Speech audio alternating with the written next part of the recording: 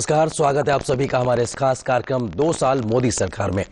मई 2014 में पीएम नरेंद्र मोदी के नेतृत्व में प्रचंड बहुमत के साथ केंद्र में एनडीए की सरकार बनी। क्या थी उस वक्त की चुनौतियां और इन बीते 2 साल में क्या रही हैं मोदी सरकार की उपलब्धियां, इस मुद्दे पर विस्तार से हम करेंगे पड़ताल और जानेंगे कितनी बदली है इन 2 सालों में देश की तस्वीर। इस मुद्दे पर बात करने के लिए 2 खास मेहमान भी हमारे साथ मौजूद हैं, उनका परिचय आपसे कराते हैं। मेरे साथ में वरिष्ठ पत्रकार जयंत घोषाल हैं। सर, बहुत स्वागत है। दूसरे खास मेहमान AK भट्टाचार्य साहब हैं। सर, आपका भी स्वागत है। आप दोनों लोगों से हम समझने की कोशिश करेंगे कि मई 2014 जब मोदी सरकार आई उस वक्त क्या कुछ चुनौतियां थी, बीते 2 सालों में किस प्रकार के नियम, कायदे, कानून, योजनाएं बनी है जिसका एक तरीके से फायदा लोगों तक पहुंचा है। इस विस्तार पे जाए, लेकिन उससे पहले कुछ आंकड़ों पे नजर डाल लेते हैं। अगर हम आपको 2 साल पीछे ले चले और बताएं कि मई 2014 में आखिर तस्वीर क्या थी, तो विकास के लिहाज से कह सकते हैं, आप इंडिकेटर देख सकते हैं कि नीचे जा रहा है, विकास दर नीचे थी, भ्रष्टाचार ऊपर जाता नजर आ रहा था, साथ ही साथ महंगाई भी ऊपर जाती नजर आ रही थी। तो जाहिर सी बात 2014 में चुनौतियां इस प्रकार की थी, विकास कम हो रहा था, भ्रष्टाचार और महंगाई आम लोगों की कमर तोड़ती नजर आ रही थी, भ्रष्टाचार की तमाम कहानियां सामने नजर आ रही थी। लेकिन अगर आप देखें कि किस तरीके से तमाम जो चीजें थी वो अपने आप में चुनौतियां बन के आई थी। जयंत, तो आपको लगता है कि जो हमने बात करी है कि ये जो बड़ी चुनौतियां थी मई 2014 में मोदी सरकार के आने के समय में, कितनी बड़ी चुनौतियां थी, किस तरह से उससे निपटा गया और कैसे आप देखते हैं चुनौतियों? देखिए, यूपी जमाने में 10 साल भ्रष्टाचार बहुत बड़ा एक मुद्दा बन गया था जी। और सिर्फ 2G स्कैम के बारे में तो हम ज्यादा चर्चा किए हैं, लेकिन छोटे छोटे हर मिनिस्ट्री में इतने सारे इश्यूज थे कि पत्रकार के नाते हमारा मुद्दा ही बन गया था, मेन एजेंडा ही बन गया था कि भ्रष्टाचार कवर कर। एक नई ABCD भी लोगों ने ABCD चलता रहता था ब्यूरोक्रेसी में। और दूसरी बात है कि जब पॉलिसी पैरालिसिस, एक भ्रष्टाचार और दूसरी बात थी पॉलिसी पैरालिसिस, मतलब पॉलिसी करने, इंप्लीमेंट करने के लिए भी नौकरशाही को, अगर भ्रष्टाचार एकदम टॉप टू बॉटम हो जाते हैं, मतलब ऐसी स्थिति हो गया था कि जॉइंट सेक्रेटरी फाइल में साइन करना बंद कर दिए थे। हाँ। कि टेलीकॉम के इशू में सेक्रेटरी के साइन में, जॉइंट सेक्रेटरी के साइन में राजनेता को दोषी नहीं हो रहे हैं और ब्यूरोक्रेट को जेल जाना पड़ रहा है। और ये जो सब इश्यूज हैं, इसमें ब्यूरोक्रेसी में काम करने का जो संस्कृति, ये खराब हो गया था। जी बिल्कुल, एक पॉलिसी पैरालिसिस जैसी स्थिति को आप देख रहे हैं। कि भट्टाचार्य, आपको लगता है कि इकोनॉमी के लिहाज से देखें तो 2014 में देश कहां खड़ा था, किस प्रकार की चीजें न सिर्फ हिंदुस्तान में चर्चा हो रही थी बल्कि विश्व भर में हिंदुस्तान को लेकर कई प्रकार की चर्चाएं थी? देखिए, 2 चीज है। एक तो है कि 2014 के बाद दो घटनाएं घटी। एक तो है तेल के दाम नीचे आ गए और दूसरी बात है कि जो वैश्विक मंदी जो है वो और भी गंभीर हो गई और भी गंभीर हो गई। जी। भारत जो ऊर्जा का इंपोर्ट करता है, आयात करता है, उससे क्या हुआ कि भारत के देश में जो इन्फ्लेशन और जो एक बैलेंस ऑफ पेमेंट की जो एक प्रॉब्लम्स होती हैं वो काफी तरह से कम हो गई। इस बीच में हम दर्शकों को महंगाई दर भी दिखा रहे हैं 2014 की स्क्रीन पे, वो देख पा रहे हैं। उसीलिए मेरे ख्याल से जो क्योंकि हम ऊर्जा आयात निर्भर देश हैं, तो तेल के दाम घट गए, इससे हमें इन्फ्लेशन में काफी फायदा हुआ। जी। पहली बात तो ये है।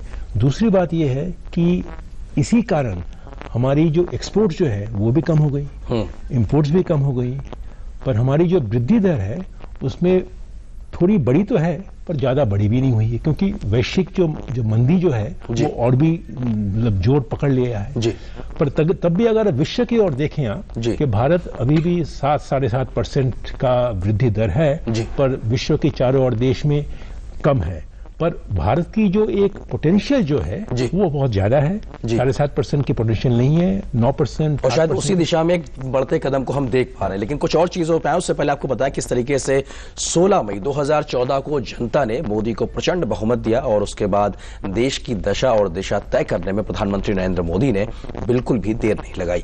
आइए आपको बताते हैं कि 20 मई 2014 को प्रधानमंत्री ने क्या कहा था, किस तरीके से खाका तैयार किया था आने वाले समय के लिए अपनी सरकार का।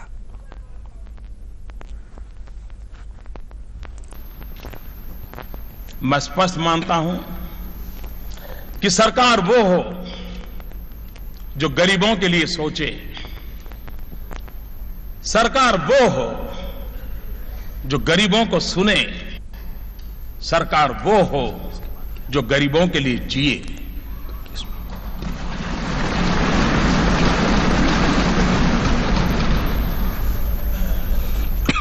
और इसलिए नई सरकार देश के गरीबों को समर्पित है,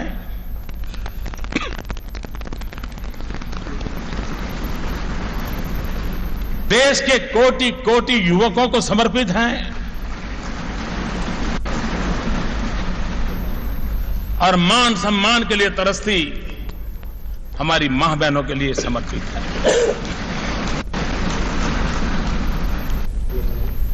गांव हो, गरीब हो, किसान हो, दलित हो, पीड़ित हो, शोषित हो, वंचित हो, ये सरकार उनके लिए है और इसलिए हम सबकी प्राथमिकता।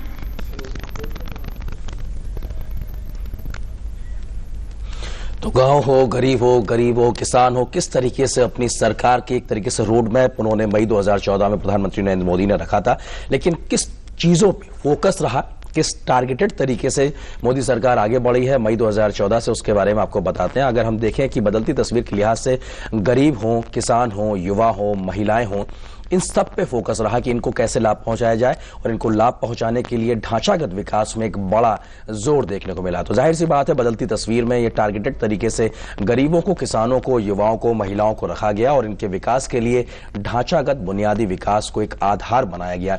ये अपने आप एक बड़ी तस्वीर के तौर पे हम साफ तौर पे कह सकते हैं। तो जाहिर सी बात है कि इन बीच में यानी 2 साल के लिहाज से बात की जाए तो इस लोगों को टारगेट करके क्या कुछ चीजें की गई, ये अपने आप एक महत्वपूर्ण बात है। और बदलती तस्वीर के लिहाज से बात किया, क्या कुछ चीजें की गई हैं। जनधन योजना की शुरुआत की गई है, ये वो योजना थी जो कम से कम हर गांव गरीब तक पहुंच पाई। बदलती तस्वीर में प्रत्यक्ष लाभ के तौर पर लोगों को डीबीटी या जो कैश ट्रांसफर होता है वो देने की कोशिश की गई। सामाजिक सुरक्षा के लिहाज से बहुत कुछ चीजें एक अंतिम पंक्ति में खड़े व्यक्ति के लिए की गई, जिसके तहत प्रधानमंत्री बीमा योजना जैसी तस्वीर भी आप साफ तौर पे देख पा रहे हैं कि 1 लाख रुपए तक की चीज दी गई थी। सबको आवास हो सके, प्रधानमंत्री जन आवास योजना के तहत यह कोशिश की गई। तो जाहिर सी बात है कि कौशल भारत, कुशल भारत, स्किल इंडिया के लिहाज से भी आगे बढ़ा गया जोर। युवाओं पे खासतौर से फोकस करती थी, महिलाओं पे। स्टैंड अप इंडिया के लिहाज से युवाओं, महिलाओं पे जोर रहा है। पिछड़े SC ST तबके को कोशिश की गई। स्टार्टअप इंडिया, ऐसे लोग जिनके पास में कुछ कर गुजरने का मादा है लेकिन पैसे जैसी चीजें कमी थी, उनके लिए चीजें शुरू की गई और पैसा भी उपलब्ध कराने के लिए मुद्रा योजना के तहत आखिर कैसे लोगों को पैसा मिल सकता है, वो सारी चीजें शुरुआत की गई। तो जाहिर सी बात है कि इस बदलती तस्वीर में बहुत सी ऐसी चीजें हैं जिसके तहत में चीजों के साथ आगे बढ़ा गया। जैन, तो आपको लगता है कि अगर इस 2 साल के सफर में हम बात करें, जिन चीजों का हमने जिक्र किया, टारगेटेड तरीके से आगे बढ़ना, ऐसी प्लानिंग करना, ऐसी योजनाएं बनाना जिसका जमीन पे आपको एक तरीके से रिजल्ट दिख सके, आपको लगता है कि उस दिशा में काफी कुछ चीजें हुई हैं? देखिए, 2 साल में मतलब जो काम सरकार कर रहे हैं उसके लिए सबसे पहले है डायरेक्शन। वो डायरेक्शन सही है क्योंकि देखिए हमारे देश में इतना आबादी है और किस्म मतलब जैसे बजट के पहले इंडस्ट्रीज के साथ भी मीटिंग होती है, किसानों के रिप्रेजेंटेटिव के साथ भी मीटिंग होती है। तो मतलब गरीबों के साथ और अमीरों के साथ, मतलब सरकार अमीर के हैं और गरीबों के नहीं है, ये भी तो एक कैंपेन था, सूट बूट की सरकार। तो अभी धीरे धीरे ये देखिए जो प्रधानमंत्री जी भी जो बोल रहे थे जी, कि हमारे देश में जो गरीबी है, जो अनएम्प्लॉयमेंट है, हर इश्यूज को अगर आपको एड्रेस करना है तो इसीलिए आपको एक मिडिल पथ लेने का जरूरत होता है जी। आप चाहेंगे तो एकदम स्टीम रोलर देके हमारे देश में रिफॉर्म करना है तो राइट विंग रिपब्लिकन पार्टी बन जाएगा। कम से कम इतने बड़े देश में इतना व्यवहारिक नहीं है। देश में आपको सोच समझ के, क्योंकि आपको बिल्कुल कल से हम सब्सिडी बंद कर देंगे तो बहुत बड़ा हम राजनेता बन गए हैं। ऐसे भारत में तो ये जो है स्टेप बाय स्टेप एक रोड मैप लेके धीरे धीरे एक बिल, एक देश के एक समाज में एक बैंक्रप्सी बिल कितना समाज को बदल सकते हैं और पूरी दुनिया में क्या छवि, क्या संदेश दे सकते हैं जी, वो हम सोच ही नहीं सकते हैं। तो इसीलिए ये बड़े बदलाव को इस तरीके से आप देख रहे हैं कि एक रोड मैप के साथ में और डायरेक्शन के साथ में चीजें आगे बढ़ी। भट्टाचार्य जी, आपको लगता है कि अगर हम GDP के लिहाज से बात करें, महंगाई दर के लिहाज से बात करें, महिलाओं, युवाओं को रोजगार या उनको एक अवसर प्रदान करने के लिहाज से बात करें, कैसे देखते हैं इस 2 साल के सफर को? देखिए, पहली बात तो ये है कि अगर आप देश की जो सरकार की जो आर्थिक स्थिति है जी, उसमें हम नजर डालें, ये बात एकदम जाहिर है कि पिछले 2 साल में जो एक हम कहते हैं एक जार्गन है, वित्तीय घाटा है।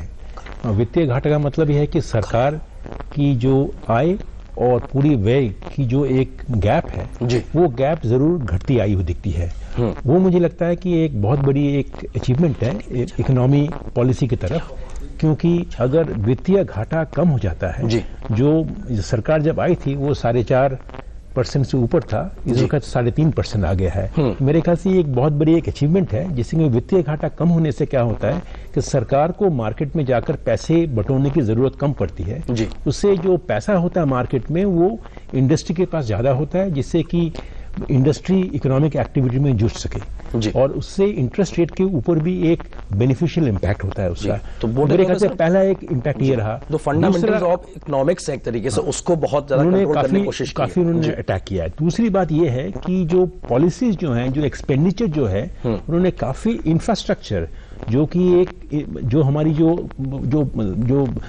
फिजिकल इंफ्रास्ट्रक्चर जिसे कहते हैं रेल रोड्स में काफी जोर लगा है। उससे यह है कि जो हमारी देश की जो एक इन्वेस्टमेंट डिमांड जो थी उसके ऊपर काफी एक उसकी मीट करने की एक सुविधा बनाई है, क्योंकि काफी दिन से ये नजर आ रहा था कि इन्वेस्टमेंट इन इंफ्रास्ट्रक्चर सेक्टर में कमी आ रही है। तो ये मैं कहूंगा दूसरी बात ये बहुत अच्छी हुई है। तीसरी बात ये हुई है कि जैसे मिस्टर घोषाल ने कहा कि सब्सिडीज की रिफॉर्म हुई है, सब्सिडीज की एलिमिनेशन नहीं हुई है, पर सब्सिडी को रिफॉर्म करने से जो जिसकी जरूरत है उसके पास सब्सिडीज जा रही है। मेरे ख्याल से ये पिछले 2 साल से हमें ये देखना पड़ा कि एनडीए सरकार ने एक यूपीए सरकार की एक आधार स्कीम को लेकर इतनी तरह से पहल को लाकर, जो आपने कहा प्रत्यक्ष लाभ के बारे में, उससे जो सब्सिडीज जो है, ये एलपीजी की सब्सिडी बोलिए, अब फूड की सब्सिडी है, फर्टिलाइजर की सब्सिडी है, सारे सब्सिडीज का प्लान ये है कि वो सब्सिडीज का रिफॉर्म होए, जिससे कि जिसकी जरूरत है उसके पास ही जाए, ना आप और मैं जैसे लोग हैं जो सब्सिडी जिनकी जरूरत नहीं है उनके पास चले जाए। और शायद यही वजह भी है कि प्रधानमंत्री के आह्वान के बाद में करोड़ों की संख्या में लोगों ने अपनी सब्सिडी को छोड़ने के लिए खतरा। जयंत, तो आपको लगता है कि मई 2014 सरकार आने से पहले हम पॉलिटिकल नारेबाजी में सब चीजें देखते थे कि आखिर किस प्रकार से यूथ को टारगेट करने की बात की जाती थी, लेकिन जब सरकार आई है तो कम से कम उनको उनका वाजिब हक मिल सके, इस प्रकार की महती योजनाएं भी हमें दिखाई पड़ती है। आपको लगता है कि कम से कम दुनिया के सबसे युवा देश को उस प्रकार से कैटर करने की जरूरत जो महसूस की जा रही थी, उसको लेकर जमीनी पहल देखने को मिल रही है? एक सबसे बड़ी बात है जो स्टार्टअप जो हुई है वो तो सबसे बड़ी युवा प्रतिनिधि को इनका फायदा मिल रहा है, और उनके लिए अलग से बैंक बना के वो स्टार्टअप के लिए पैसा मिलना, और उसके लिए देखिए बाहर में इजराइल में हम गए थे, वहां स्टार्टअप कितना बड़ा इशू है और एक स्टार्टअप नेशन कहा जाता है। तो मैंने खुद देखा है कि उसके लिए जितना पैसा का जरूरत होता है उससे ज्यादा मोटिवेशन और माइंडसेट का जरूरत और ज्यादा है। तो ये सरकार पहली बार एक युवा को एक स्टार्टअप के लिए माइंडसेट तैयार करने के लिए, जो पहला जो एक माइंडसेट, एक फ्यूडल माइंडसेट है कि हमको हमारे जो प्रोफेशनल, जो मान लीजिए कोई खेती का काम करता है तो हम खेती ही करना पड़ेगा, और वहां से हम अर्बनाइजेशन और इंडस्ट्रियलाइजेशन के प्रोसेस में हम नहीं जाएंगे। तो उसके लिए एक जागरूकता भी पैदा करने के लिए इस सरकार 2 साल में जो फायदा पहुंचाया, मुझे लगता है उसका डिविडेंड आपको मिलेगा और 4-5 साल बाद। मतलब आपको ऐसे तो नहीं हो सकता है कि आज आपने जो इन्वेस्ट कर रहे हैं स्टार्टअप और सुबह तक बड़ा और कल। तो इसीलिए मुझे लगता है कि देखिए आलोचना करने से आसान काम कुछ नहीं है, लेकिन ये जो स्थिति पहले था और आप जो युवा समाज के बारे में बोल रहे हैं, उसको जो इन्वॉल्वमेंट है वो इन्वॉल्वमेंट को हमको अप्रिशिएट करना चाहिए। हमको सिर्फ नेगेटिव कैंपेन से या छवि मतलब वो क्रिटिसाइज करने के लिए आपको बहुत सारे इश्यूज मिल सकता है, लेकिन कम से कम ये जो मोटिवेशन है उसको सपोर्ट करना बहुत जरूरी है। भट्टाचार्य जी, आपको लगता है कि जो बात जयंत घोषाल कह रहा है कि एक डायरेक्शन एक तय हुआ, क्या यही एक बड़ी वजह हम कह सकते हैं कि इस समय दुनिया के लिए सबसे ज्यादा एफडीआई के लिहाज से देखा जाए तो हिंदुस्तान एक बड़ी जगह बना हुआ है?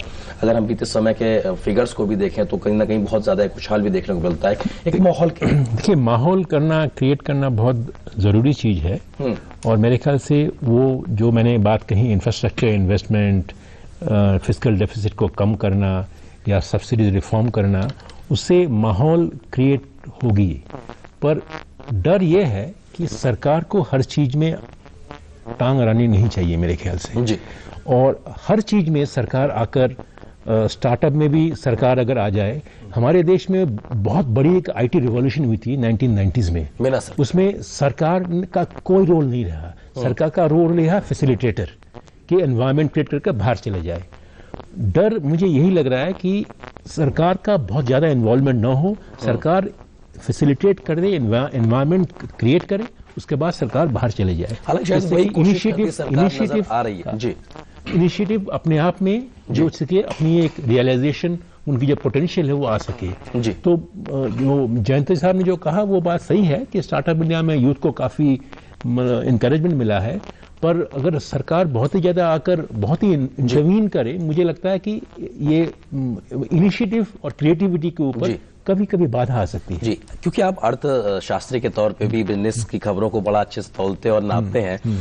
सामाजिक सुरक्षा को एक तरीके से इकोनॉमिक्स के लिहाज से नजरिए से देखें तो बर्डन के तरीके से देखा जाता है, लेकिन अगर इस 2 साल में देखा जाए तो बहुत सी सामाजिक योजनाएं की गई हैं। लेकिन क्या आपको लगता है कि चूंकि टारगेटेड तरीके से की गई, जो पहले बहुत एक साइफन जैसा चीजें नजर आती थी, कम से कम जो लोगों तक पहुंच नहीं पाती थी, वो एक मैकेनिज्म डेवलप किया गया, ट्रांसपेरेंट व्यवस्था एक लाई गई, कम से कम वो जो बर्डन के तरीके से सोच थी सामाजिक योजनाओं को लेकर, उसमें एक बदलाव की जरूर। मैंने पहले भी आपको कहा कि जो सब्सिडीज रिफॉर्म की बात जो मैंने कही, वो सब्सिडीज रिफॉर्म एक बहुत बड़ी अच्छी एक स्टेप है, क्योंकि सब्सिडीज या गरीब लोगों की इंपॉर्टेंस, कोई नीड्स हो उसको मीट करना मेरे ख्याल से कोई बुरी बात नहीं है, बहुत अच्छी बात है। सरकार का ये दायित्व होता है। पर अगर फैसिलिटीज जो गरीब आदमी के लिए है, वही फैसिलिटी अगर अच्छे रिच जो गरीब नहीं है वो ले जाते हैं, जैसे मान लीजिए पिछले 3 साल के पहले भी हमारे पेट्रोल डीजल के दाम जो थे वो सब्सिडाइज दाम हुआ करते थे, और उसकी इस्तेमाल कौन कर रहे थे? जो आम जो शहरों में जो अमीर लोग हैं वो भी इस्तेमाल कर रहे थे। एलपीजी की जो सिलेंडर है, अभी भी देश में 160 मिलियन यानी 16 करोड़ लोग एलपीजी लेते हैं, पर अभी भी जो एलपीजी के जो दाम जो हैं वो काफी सब्सिडाइज्ड हैं, 90% में आधार आ चुके हैं। उनके लिए एक अलग डायरेक्ट बेनिफिट ट्रांसफर स्कीम से काम हो रहा है। पर मुझे लगता है कि ऐसी चीजों में जो सब्सिडीज जो है वो जिससे कि जो जिसकी जरूरत है उसी को मिले, जिसकी जरूरत नहीं है उसको नहीं मिले, बिल्कुल उस पर काम होता नजर आता है। तो आपको लगता है कि मोदी सरकार के बारे में खासतौर से अगर रिसेंटली बजट की बात की जाए तो पूरी तरीके से किसान सेंट्रिक बजट हम कह सकते हैं। खेती, किसानी, ग्रामीण इलाका, उसके विकास को लेकर, भारत और इंडिया के फर्क को कम करने के लिए, इक्वलाइजेशन करने को लेकर काफी जमीनी या कहा जाए एक लॉन्ग टर्म विजन के साथ कई कदम उठाए गए, जिसका एक असर भी देखने को मिल रहा है। बिल्कुल। और आप जो कह रहे हैं ना, और भट्टाचार्य साहब भी कह रहे हैं कि जो स्कीम्स हैं, जो कहां बेनिफिशियरीज कौन है, और आप जो कह रहे हैं ना, इसमें एक मुद्दा मैं उसमें ऐड करना चाहता हूं कि हमारा फेडरल इंडिया है, हर scheme through state government implement होता है। ठीक बात। देखिए, जब नरेंद्र मोदी आए थे तो प्रतिपक्ष को लगा था कि ये तो बहुत भयंकर मतलब जहां भाजपा की सरकार नहीं है, उनके जो अप्रोच एंड एटीट्यूड होगा वो फेडरलिज्म के खिलाफ होगा। लेकिन हर स्टेट में, जहां नॉन बीजेपी स्टेट भी है, बिहार में चुनाव का ये नतीजे के बाद भी मुख्यमंत्री जी के साथ प्रधानमंत्री जो रिश्ता अभी भी, वो नेपाल विजिट लेके भी आप देखे होंगे, बिल्कुल हर मुद्दे में ये जो एक फेडरल रिलेशनशिप, और हर महीने में कैबिनेट सेक्रेटरी, चीफ सेक्रेटरी के साथ, कोऑपरेटिव फेडरलिज्म और चीफ सेक्रेटरी और ऑफिशियल्स के साथ हर स्कीम लेके वीडियो कॉन्फ्रेंसिंग होते हैं, जहां प्राइम मिनिस्टर खुद पूछते हैं। पहले कुछ चीफ मिनिस्टर को लगा था कि ये इंटरवेंशन तो नहीं है, लेकिन बाद में दिखा गया कि उसमें स्टेट का फायदा हो रहा है। मैं एक चीफ सेक्रेटरी से बात कर रहे थे, वो कह रहे थे कि हमारा फायदा ये है कि बहुत सारे जो पैसा मिलने के लिए, स्कीम के लिए, वो 3 महीने फाइल वर्क होता था। अभी खुद हम जब सवाल जवाब में प्रधानमंत्री को बोल रहा हूं कि ये अभी तक नहीं आया, और वो खुद इमीडिएटली डिपार्टमेंटल सेक्रेटरी बैठे हैं, उनको इंस्ट्रक्शन दे रहे हैं कि इस स्टेट में इस जगह क्यों नहीं गया। तो ये देखिए, हम पहले प्लानिंग कमीशन में बहुत साल पहले देखा था, हर डिस्ट्रिक्ट में हॉटलाइन है, आज भी है, पुराने जमाने से है, लेकिन उसको इस्तेमाल करना बहुत अनुचित था, क्योंकि सबको लगता था इसमें फेडरलिज्म खतरनाक चीज हो जाएगा। लेकिन एक्चुअली आपका एटीट्यूड अगर सही है और अगर आप चाहते हैं तो बहुत सारे काम आप कर सकते हैं। कम से कम मुझे तो लगा कि ये फेडरल रिलेशनशिप इंस्पाइट ऑफ जो बीजेपी और ये तू मैं संपर्क अभी एक्चुअली है नहीं। वो चुनाव के समय रेटोरिक्स छोड़िए, लेकिन वो स्वाभाविक है, लेकिन वो तो स्वाभाविक है। लेकिन एक्चुअली नरेंद्र मोदी जी के जो अप्रोच है और उनपे एक है कि कुछ लोगों का डर है, वो मुझे लगता है कि प्लस पॉइंट है कि कुछ लोग डरते हैं कि डिलीवर करके दिखाना है, क्योंकि खुद प्रधानमंत्री कर। तो मुझे लगता है ये जो है ना, ये संस्कृति का एक बहुत बड़ा भाग है इंप्लीमेंटेशन में। अगर वो संस्कृति नहीं है तो आपको एक्चुअली मटेरियलिस्टिक वो नहीं हो सकता इंप्लीमेंटेशन। बिल्कुल भट्टाचार्य जी, आपको लगता है? जी, इसमें मैं ये बात कहूंगा कि ये तो बात उन्होंने कहा सही है, पर इसके साथ साथ ये भी बहुत जरूरी है कि इंस्टीट्यूशनल रिफॉर्म हो। इंस्टीट्यूशनल रिफॉर्म का मतलब ये हुआ कि पहले प्लानिंग कमीशन पैसा देता था, अब प्राइम मिनिस्टर साहब अपने आप मीटिंग करके दे रहे हैं। मुझे लगता है कि ये डिसीजन मेकिंग प्रोसेस का भी रिफॉर्म संस्कार हो, जिससे कि नॉर्मल प्रोसेस से विदाउट प्राइम मिनिस्टरल इंटरवेंशन जो पैसा जिसका मिलना चाहिए उसके पास जा सकता है, जाना चाहिए। टेक्नोलॉजी अब अवेलेबल है, उससे वो भी संभव है। तो मुझे लगता है कि जो रिफॉर्म जो होना चाहिए, रिफॉर्म सामग्रिक रिफॉर्म हो, पर्सनालिटी बेस्ड रिफॉर्म। मेरे ख्याल से हम इस देश में 70-60 हो गए हमारे आजादी के बाद, हम शायद हमें इंस्टीट्यूशनल रिफॉर्म की ओर दौड़ना चाहिए, जिससे कि पर्सनालिटी बेस्ड रिफॉर्म ना हो। बिल्कुल। मैं आपसे जानना चाह रहा था वो खेती किसानी के लिहाज से, ग्रामीण अर्थव्यवस्था के लिहाज से आपको लगता है कि जिन चीजों को छुआ गया है, जिस प्रकार की चीजें उतारने की कोशिश की गई है, क्योंकि अगर agriculture contribution towards our GDP को देखा जाए वो डिक्लाइनिंग की स्थिति में बड़े लंबे समय से आ रहा है, उसको बढ़ाए बिना अगर ग्रामीण अर्थव्यवस्थाओं का बढ़ाने की सोचेंगे शायद नहीं हो पाएगा। आपको लगता है वो रियलिस्टिक तरीके से अप्रोच के साथ में आगे बढ़ा जा रहा है? देखिए, जो भी हुआ है वो मेरे ख्याल से एक, जिसे कहते हैं अंग्रेजी में कहते हैं पैलिएटिव, कि एक क्राइसिस हुआ है उसका रिस्पॉन्ड करें। मान लीजिए 2 साल तक बारिश कम हुई तो अब सूखा आ गया, तो उसका हम रिस्पॉन्स कर रहे हैं। स्टेट लोग आकर पैसा मांग रहे हैं, कर रहे हैं, पर जो एक बेसिक लॉन्ग टर्म जो अप्रोच है, जैसे मान लीजिए एग्रीकल्चरल मार्केटिंग रिफॉर्म हमारे देश में अभी तक नहीं हुई है। ई मंडी की एक अनाउंसमेंट हुई है, पर वो ई मंडी की जो प्रोग्रेस जो है वो अभी भी काफी स्लो है। हालांकि बड़ा रिसेंटली शुरू हुई, लेकिन एक कदम तो है, पर हम ये कह रहे हैं कि मान लीजिए एक किसान जो है, अब अगर आप देखते हैं फूड इन्फ्लेशन हो तो देश में हाहाकार मच जाता है, पर फूड इन्फ्लेशन से जो किसान जो है उसके पास पैसा ज्यादा जाता है जी। तो मुझे लगता है कि हमारी जो एक मानविक प्रवृत्ति जो है जी, वो एग्रीकल्चर को हम किस तरह से प्रोडक्टिविटी बढ़ाएं उसकी, जो किसान जो गांव का आदमी है वो किस तरह से वो एक छोटी जमीन और भी छोटी हो जा रही है उसके लिए, वो किस तरह से एक ऑल्टरनेटिव जॉब सोर्स उसे मिले उसको।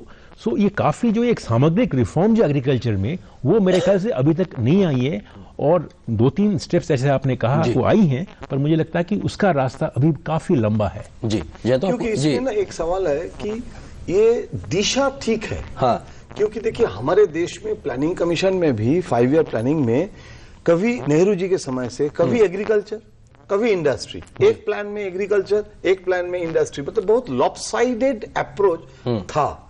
तो हम लोग कम से कम इस जगह पहुंचे हैं कि एग्रीकल्चर इंडस्ट्री में एक फ्यूजन, एग्रो इंडस्ट्री और बहुत सारे, लेकिन भट्टाचार्य साहब जो कह रहे हैं जो जितना थियोरिटिकल है उतना प्रैक्टिकल नहीं है, लेकिन उसके लिए टाइम लगेगा। लेकिन मुझे लगता है कि कम से कम वो जो लॉपसाइडेडनेस का जो समस्या है वो कम हो गया है। जी, आपने मेरे पहले सवाल के जवाब में पॉलिसी पैरालिसिस या तमाम प्रकार की बातें कही, तो मैं आपसे पूछना चाहता हूं कि आपको लगता है कि अगर हम अचीवमेंट के लिहाज से बात करें, एक पत्रकार के नाते आप ये कह सकते हैं कि जीरो स्कैम भी कम से कम 2 साल के भ्रष्टाचार कहा? देखिए 2 साल में एक मिनिस्टर, और अभी तक कोई, मतलब हम राजीव गांधी के समय से देख रहे हैं कि मिस्टर क्लीन कैसे बोफोर्स गांधी बन गए थे 2-2.5 साल में जी।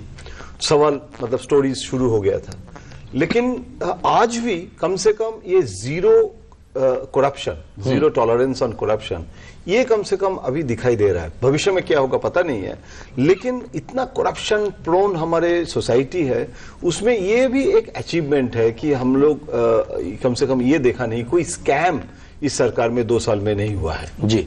भट्टाचार्य जी, आपको लगता है कि अगर हम इकोनॉमी के लिहाज से बात करें, 3 बड़े सेक्टर्स के, हम अगर इंडस्ट्री की बात करें, इसके अलावा हम सर्विस सेक्टर की बात करें, हम एग्रीकल्चर की बात करें, एक बैलेंस अप्रोच भी आपको नजर आती है? क्योंकि आपको हर चीज को टैकल करना ही पड़ेगा, तभी आप समग्र विकास और सबके लिए विकास की बात कर सकते हैं। नहीं, देखिए, ओवरऑल जो अप्रोच जो है इकोनॉमिक मैनेजमेंट का, वो तो सराहनीय है।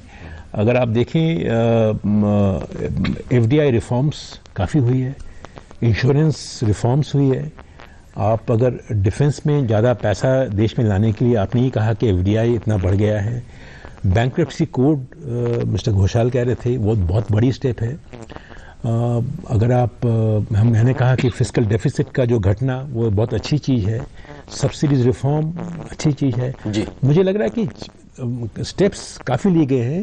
एक तो क्लियर अंतर ये है कि इस 2 साल में काफ़ी एक्शन हुए हैं जी। अगर आप पिछले 2 साल देखें उस सरकार के, उसमें एक्शन कम हो गए थे। इस साल, पिछले 2 साल में काफ़ी एक्शन हुए हैं, और मुझे लगता है कि अगले 2-3 साल जो बचे हैं इस सरकार के अवधि के, मुझे लगता है कि एक्सपेक्टेशन ये होगा कि जो सारे जो अनाउंसमेंट जो हुए हैं उनका इम्प्लीमेंटेशन हो और जमीन पर उसके नतीजे देखने को जी। हमारे पास वक्त खत्म हो रहा है। आप दोनों मेहमानों, बहुत शुक्रिया, जयंतो जी आपका, उसके अलावा भट्टाचार्य आपका। तो जाहिर सी बात है कि जो बात हमने जहां से शुरू की थी कि 2 साल मोदी सरकार, यानी कि 2014 मई में क्या कुछ चुनौतियां थी, इन 2 सालों में क्या कुछ सफर रहा है, और किस तरीके से टारगेटेड तरीके से लोगों को फायदा पहुंचाने की जो कोशिश की गई, उससे क्या कुछ परिणाम मिले हैं, और आने वाले समय में किस प्रकार का एक बड़ा रोड मैप तैयार हुआ है। तो इस खास कार्यक्रम के माध्यम से हम आने वाले समय में भी आपके पास विशेष पेशकश के साथ आते रहेंगे, लेकिन आज के लिए इस चर्चा में इतना ही। टीटी न्यूज पर खबरों का सफर जारी रहेगा। फिलहाल मुझे दीजिए इजाजत, नमस्कार।